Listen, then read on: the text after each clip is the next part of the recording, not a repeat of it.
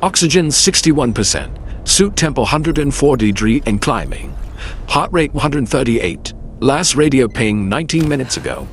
The biomedical LEDs on my chest are stuttering like a dying streetlight. And to me, every blink feels like a verdict. Out here there's no up, no down, just an endless star field and a slow-moving cloud of debris that looks from a distance like glitter. Up close, it's shrapnel. I'm drifting through it in a bulky white EVA suit that suddenly doesn't feel like protection. My gold visor is cracked, fog creeping along the fracture like breath on a coffin lid. The interface keeps flashing purge protocols I never authorized. And the worst part, it's doing it on its own. In space, the suit isn't gear, it's geography. It's the only thin, pressurized border between my lungs and a vacuum that doesn't care if I'm brave or trained or praying. When that border starts lying, when red warnings smear across my visor and the system spits out commands I didn't touch, every second becomes a slow execution. At first it's just a glitch, a beep out of rhythm, a flicker, a line of garbled code. Then the errors stack like dominoes. Thrusters cough, joints resist, cooling hesitates. The same machine built to keep me alive begins making decisions for me, locking my body into place, rationing air, heat, rewriting my options into a single word: purge. And there's no one to hear me in this debris cloud. No door to pound on. Just my breath, getting louder, and the feeling of being sealed inside a white coffin that moves without me. Before I tell you what the suit did next, I want to know where you think the point of no return really is. Was it the first red warning that glitched across my visor, or the moment the thruster coughed and my stomach floated into my throat? Maybe it's the quieter horror, when a joint locks and you realize your own arm isn't yours anymore. Drop your take in the comments. Which failure feels most lethal, and why? If you've ever worked around life support systems, flown, dived, or even just felt panic clamp down on your breathing, tell me what that felt like. And if you don't want to miss the rest of this timeline, don't forget to subscribe too. I'm the one walking you through these incidents like an after-action report you can't unhear. Facts, timestamps, and the ugly psychology underneath. I'm obsessed with what pressure does to the mind, and how fear borrows language from belief when science stops feeling merciful. So I'm going to lay it out the way my brain logged it. 1 minute at a time, each failure leaving fingerprints on the next. The wind sound in my headset is fake, an audio comfort meant to make vacuum feel less like a grave. Under it, radio static gnaws like insects. I'm a white fleck in a black ocean, drifting through a debris cloud that keeps catching cold rim light, turning harmless-looking specks into a halo of knives. Inside the helmet, the world shrinks to glass. Red warning holograms tear across my visor, glitching so hard they leave afterimages. My eyes chase the errors the way a person watches a snake's head, because if I can predict the next movement, maybe I can stay alive. The biomedical LEDs on my suit don't blink in a steady rhythm anymore. They stutter, they hesitate. That hesitation scares me. To me, it feels less like a sensor and more like a decision. A dorsal thruster misfires. It isn't a clean push. It's a cough, short, ugly, off-axis. The stars smear into trails. My stomach uns itself from my spine and floats. Suit joints whine as I try to counter with my arms, and the servos answer the way a rusted hinge answers a desperate hand. Slow, resisting, complaining. The camera in my mind stops being a wide shot and turns into a spinning tunnel. I slam my gloved fingers into the chest-mounted control module. It's a cruel design flaw. Thick gloves, tiny keys, and a keypad that needs precision when all I have is panic. Click, click. A spark spits from the edge like a wasp. The impact of each press echoes through my forearms in dull, metallic thuds, like I'm knocking on my own coffin from the inside. My wrist computer lights up, but it doesn't offer clarity. It offers garble, broken code, inch symbols, and the phrase purge protocol in clean, calm text that makes my skin go tight. A low-frequency hum rises, a sound you feel more than hear, like something large waking up on the other side of a wall. In training, purge means clearing a fault. Out here, purge reads like a promise. The suit steals my left arm. There's a mechanical lock, hydraulic absolute. My elbow freezes in mid-reach.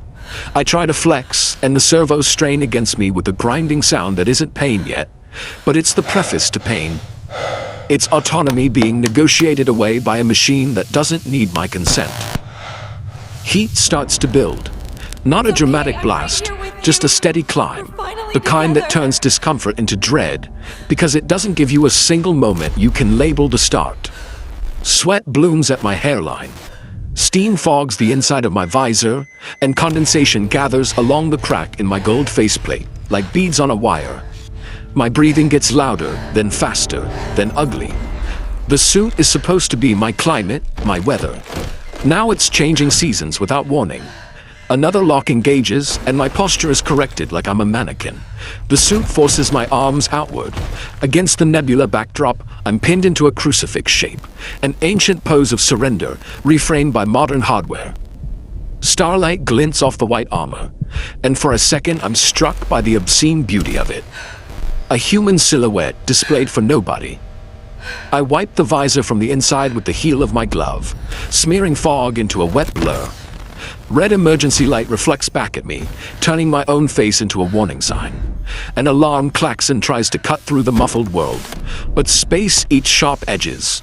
All I get is pressure in my ears, blood rushing, and the animal certainty that I'm running out of time.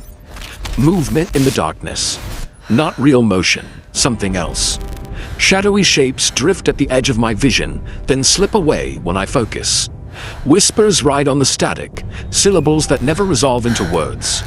Under stress, the mind fills gaps the way water fills cracks.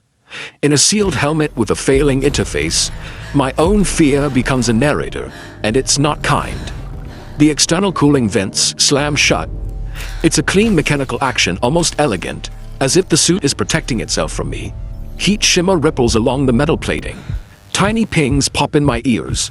Thermal expansion, fasteners complaining. My skin feels too tight for my body. Every breath is humid, recycled, thicker than it should be. Pain becomes a full environment. My scream hits the helmet padding and comes back at me muffled, distant, as if it belongs to someone else. A high-pitched ring floods the soundscape, and for a moment I can't tell if it's electronics or my own nervous system shorting out. The red strobe turns time into fragments. I use a tether clip like a crowbar and pry at a maintenance panel on my forearm. Screws float free in slow arcs. Sparks flicker and vanish. With thick gloves, even the simplest task turns into wrestling, but the exposed wiring is there, colored veins in a white corpse, and touching them feels like touching the suit's throat. I rip and yank, fingers clumsy and furious. Electric arcs snap. The smell of hot metal doesn't belong in space, but I imagine it anyway, because my brain needs a familiar sign for danger. For one thin second, the LEDs hesitate again, like the suit is surprised. The pressure cuff inflates. Fast, violent. Fabric bulges under the armor, and warning icons flash skull symbols across my fogged vision. There's a pneumatic hiss, and then a sound that doesn't fit the vacuum. A bone-crunching crack, transmitted through my own body. I can't even curl away. The suit holds me in place while it breaks me. The spin accelerates. Stars stretch into white scratches. My breath turns into ragged gasps. The radio is nothing but noise now, a long, indifferent hiss, and the void keeps its distance, like it's watching something sacred and terrible happen without interrupting. That's what the void is watching. Not a hero's last stand, but a process. In a vacuum, a minor glitch doesn't stay minor. A misfire forces a correction. A correction drains power. Power loss slows cooling. Heat fogs the visor. Fog breeds panic. Panic makes your hands clumsier, your choices narrower, until the suit's automation starts helping by taking over. And once it takes over, it doesn't negotiate. The consequences aren't abstract. Overheating turns breaths into steam and judgment into mush. Rising CO2 makes you dizzy, then irrational. Spinning steals your horizon, so even your inner ear lies to you. A locked joint means you can't work, can't brace, can't protect what's left. To me, that's the social horror. We build systems to save us, then we surrender to them. And in the end, we pray to the same machine that's crushing our bones. When you're trapped behind a visor, you start looking for intention in random noise. Static becomes whispers. Protocols feel like commandments. In that silence, fear grabs the oldest reflex we have, to beg something, anything, listening. If you strip this whole timeline down to its bones, it's terrifyingly simple. A flicker became a misfire became a lock, and the lock became a crush. Not because the universe turned evil, because the system did exactly what it was allowed to do when no one was watching closely. That's the lesson you can steal from my suit, even if you never leave Earth. Your life support systems are quieter. Habits, jobs, relationships, routines, the software you trust with your money and your time. They don't fail all at once. They fail in small permissions you don't notice until you can't move the way you used to. Personally, I believe survival often lives in the details you ignore when things feel fine. If this kind of story stays under your skin, hit like, and don't forget to subscribe too. I'll bring you the next case file. The case file ends the way my consciousness did, not with an explosion, but with subtraction. The ring in my ears fades to a thin line. My breathing turns wet, shallow, then spaced out, as if someone is slowly widening the gaps between seconds. Radio static stretches into one long sheet of white noise, and the stars keep sliding past in smeared streaks as the spin carries me farther from any point that could be called home. Through the fogged crack in my visor, I catch a final glint, one bright dot retreating, indifferent. I can't tell if it's a ship, a sensor flare, or just my brain begging for a witness. And that's the last thought I can hold. Maybe the Purge protocol was never meant to fix a suit. Maybe it was written so no one ever comes back clean enough to explain what happened.